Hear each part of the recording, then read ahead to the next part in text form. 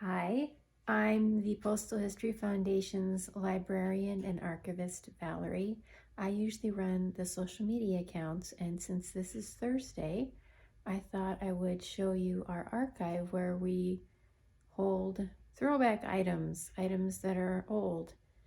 Now, if you weren't sure about the difference between a library and an archive, you can kind of think of it as a library tends to have items that are published, like books and magazines, whereas an archive tends to hold items that are not published. So people's papers, their letters, companies' correspondence or financial records or meeting minutes, things like that. So I wanted to show you our basement. The basement area is a closed stacks area, which means it's not open to the public, so it's not on the tour. But this will be a little virtual tour of our basement, which includes our archive and also some other items, which I'll show you as well. So this is our closed stacks in the basement, and there are different sections. Now you might be thinking, gee, that's kind of small. I'm used to seeing on TV or in the movies like rows and rows and story after story of boxes. And it's true, we are a small organization, so our archive is fairly small. I've seen smaller, but it's pretty small. So this section is where we keep our archive collection. We mostly have what are known as manuscript collections, which means paper.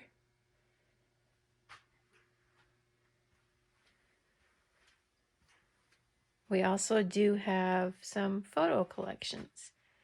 This is our Arizona Post Office photo collection. It's our biggest photo collection. I think it's 13 boxes.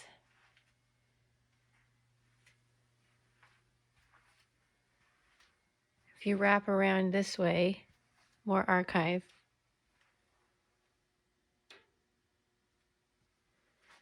Over here, we actually have overflow from our journals.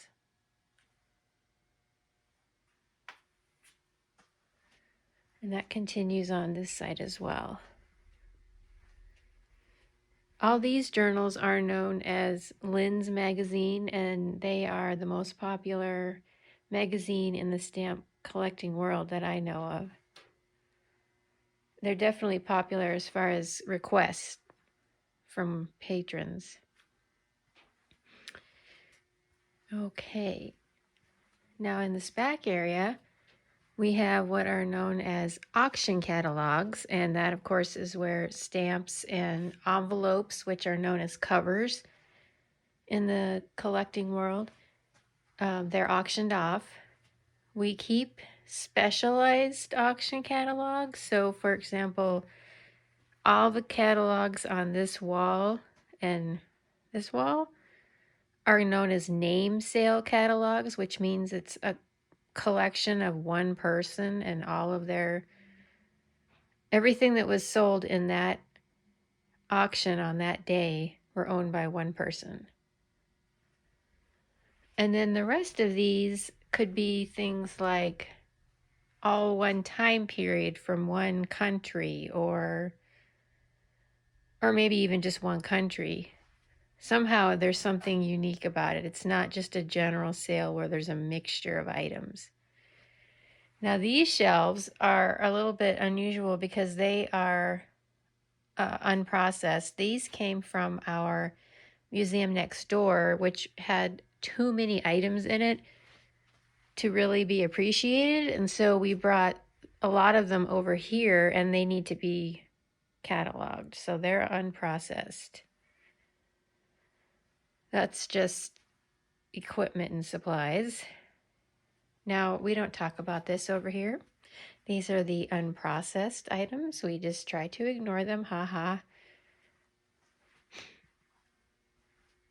These are old stamp Scott's catalogs. And the Scott catalog is the catalog for a stamp collector. We do have older than this. That's 1917.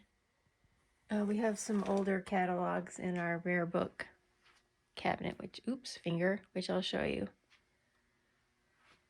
Okay.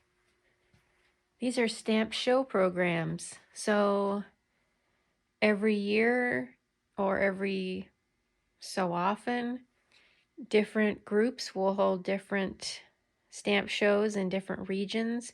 For example, in Arizona, we have what's known as ARAPEX, which stands for Arizona Philatelic Exposition. Here's one right off the bat. You can see Compex. I don't know where that is from, but COM is obviously the, well, yeah.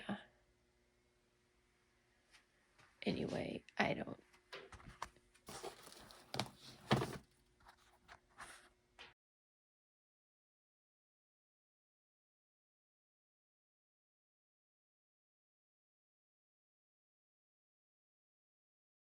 Okay, we're almost finished here. This is the work table, which it's a little bit hard to work on right now. These are items that need to be rehomed.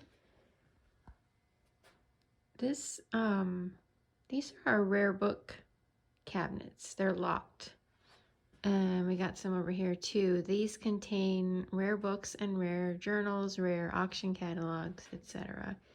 Now I don't have a key with me, so I can't open them up and show you, but I thought maybe in the weeks to come I would pull some items from either our archive or our rare book cabinet and show you some of either my favorite things or items that are most requested or more interesting, etc. So be on the lookout for that in the coming weeks. And so that is a very quick tour of our closed stacks and our archive.